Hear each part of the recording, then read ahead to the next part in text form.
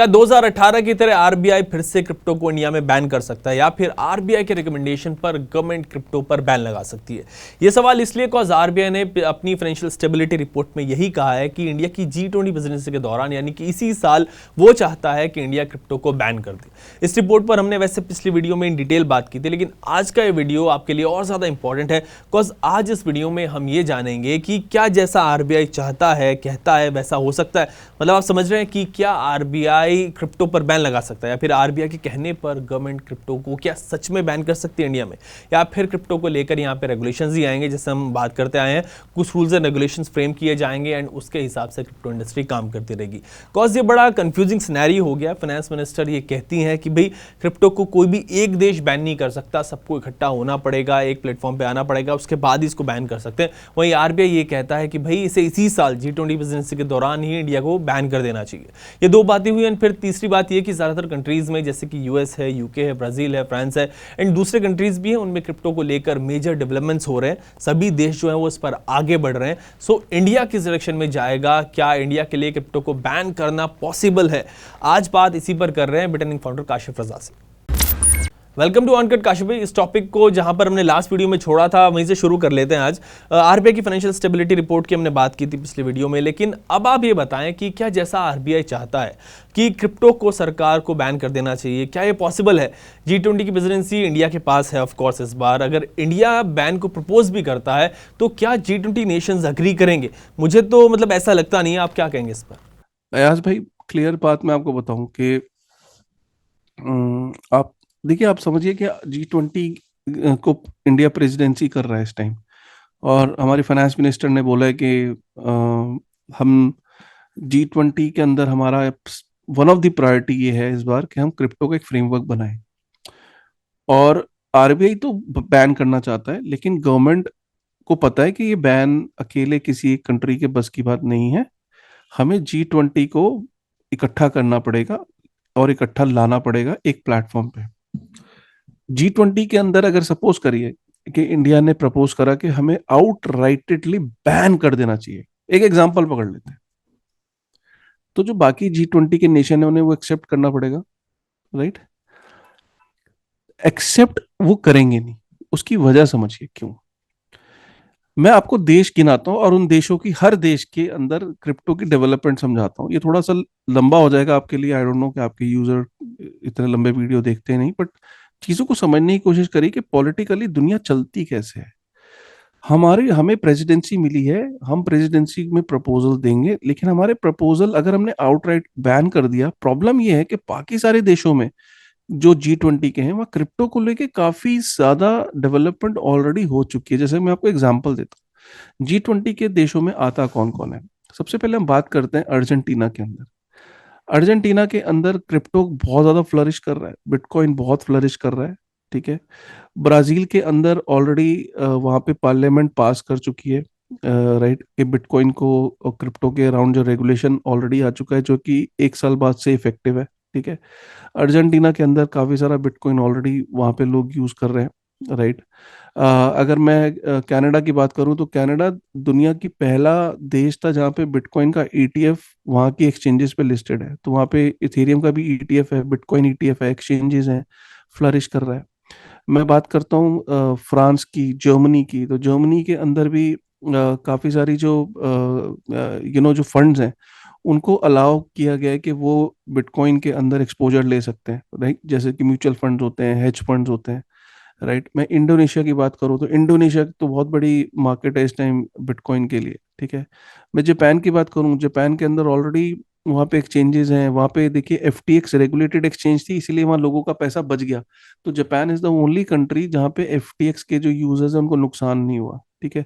Russia Russia already कह रहा है कि मैं जो सैंक्शंस हैं उनको बाईपास करने के लिए मैं बिटकॉइन का इस्तेमाल कर सकता हूँ। वहाँ पे ऑलरेडी काफी पार्लियामेंट के थ्रू भी चीजें पास हो चुकी हैं।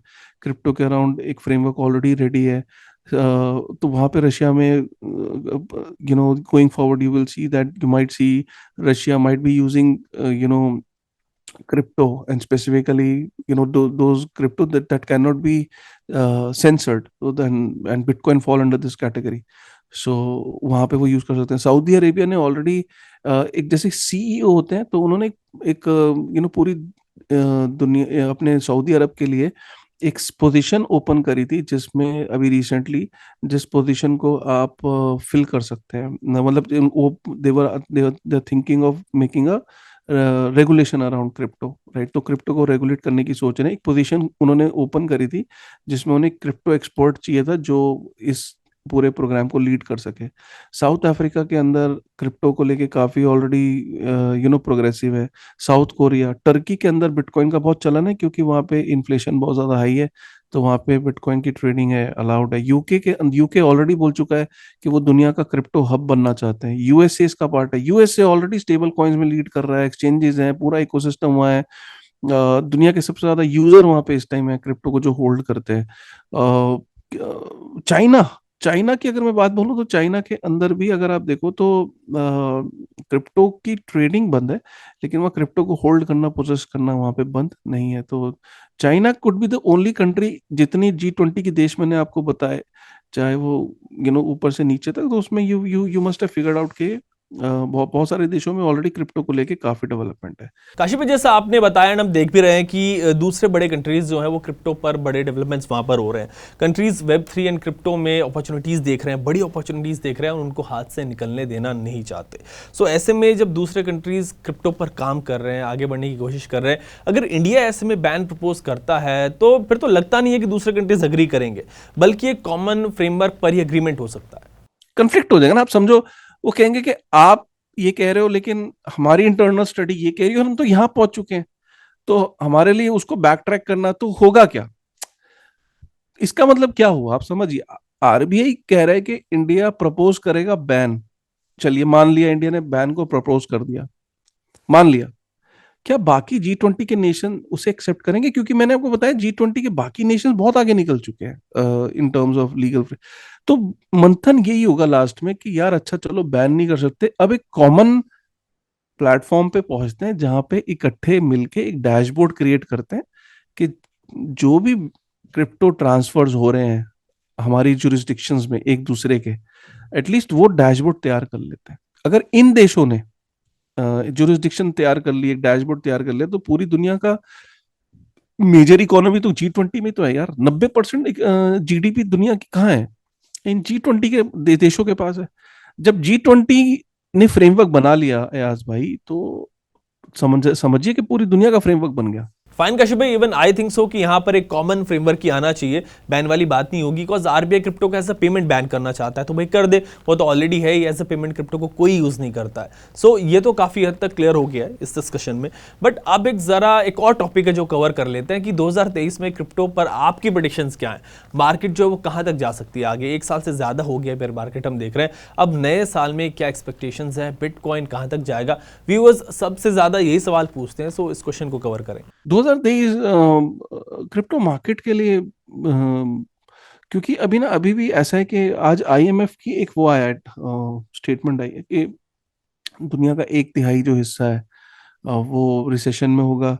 और जो दुनिया की 3 मेजर इकोनॉमीज है उसमें यूएस, चाइना, ये जो 2 देश हैं ये रिसेशन में, ऑलरेडी चाइना रिसेशन में जाएगा। और काफी सारे जो पूरी दुनिया के अंदर ये बताया गया कि जो 2023 है वो 2022 से बुरा होने वाला है, right, because of the recessionary this thing. ये आईएमएफ की लेटेस्ट आज की रिपोर्ट है, मैंने ट्वीट भी किया है, आप उस ट्वीट को शेयर कर सकते हैं अगर आप चाहें। तो बेसिकली क्या है कि आप समझिए कि जब रिसेशन का मतलब क्या होता है, कि रिसेशन का मतलब ये है कि आपके फ्यूचर में इसका इफेक्ट ये आएगा कि काफी सारी कंपनीज की सेल्स डाउन जाएगी। सेल्स का डाउन का मतलब है रेवेन्यू कम होंगे। रेवेन्यू कम होने का मतलब है कि मेरी नेट प्रॉफिटेबिलिटी कम होगी। लेकिन मुझे स्टॉक एक्सचेंज पे जो शेयर होल्डर है उसको प्रॉफिटेबिलिटी इंश्योर करनी है, क्योंकि मैं तो कंपनी हूँ। तो मैं अपनी प्रॉफिटेबिलिटी को, नेट प्रॉफिटेबिलिटी को बढ़ाने के लिए या तो रेवेन्यू को बढ़ाता हूँ या मैं अपनी कॉस्ट को कम करता हूँ। तो कंपनी क्या करेगी कि अपनी कॉस्ट को कम करने के लिए अपने खर्चे कम करेगी। सबसे बड़ा खर्चा कंपनी को उसके लोग दिखने लगते हैं, अचानक उनकी शक्लें बुरी लगने लगती हैं। फिर उन लोगों को उन लोगों को निकाल दिया जाता है। जैसे ही लोग एक कंपनी में नहीं, ऐसे दुनिया भर की लोग कंपनियों से निकलते हैं तो लोग अनएम्प्लॉयड होते हैं। जब अनएम्प्लॉयड होते हैं तो वो घर पे जाके सबसे पहले क्या करते हैं कि अपने पैसे को खर्चना कम कर देते हैं। उनको पता है कि पता नहीं ये विंटर अगले 6 महीने तक हमें बिना नौकरी के रहना पड़ सकता है। जो लोग नौकरी में हैं वो और डर जाते हैं। वो देखते हैं कि यार मेरी तो नौकरी है, लेकिन मेरे साथ वाले की चली गई, लेकिन मेरी भी जा सकती है, तो वो भी बंद कर देता है। तो एक मार्केट के अंदर एक ऐसा स्पाइरल हो जाता है कि लोगों की स्पेंडिंग बंद हो जाती है। जब लोगों की स्पेंडिंग बंद होती है, जो स्टॉक मार्केट के ऊपर जो कंपनीज हैं वो क्रैश करेंगी। S&P 500 जो दुनिया की टॉप 500 कंपनीज है अमेरिका की, वो क्रैश कर सकती हैं। जब वो क्रैश करेगी, स्टॉक मार्केट अभी भी क्रैश करना बाकी है, तो उसका बॉटम मुझे नहीं पता कितना होगा, लेकिन बॉटम आएगा। जब वो गिरेगी तो क्रिप्टो मार्केट स्टॉक मार्केट से रिलेटेड है। जब रिलेटेड कितनी है? 0.58। 0.58 का मतलब है कि जितना 1 की तरफ कोफिशिएंट होगा, कोरिलेशन होगा, उतना ज्यादा आपका वो हाईली कोरिलेटेड मानी जाती है। तो जैसी स्टॉक मार्केट गिरेगी, क्रिप्टो मार्केट भी और बॉटम आउट हो सकती है। 2023 जो है वो काफी चैलेंजिंग हो सकता है, डिफिकल्ट हो सकता है। मेरा यही मानना है कि क्रिप्टो को आप एक गेट क्विक रिच स्कीम की तरह मत देखिए।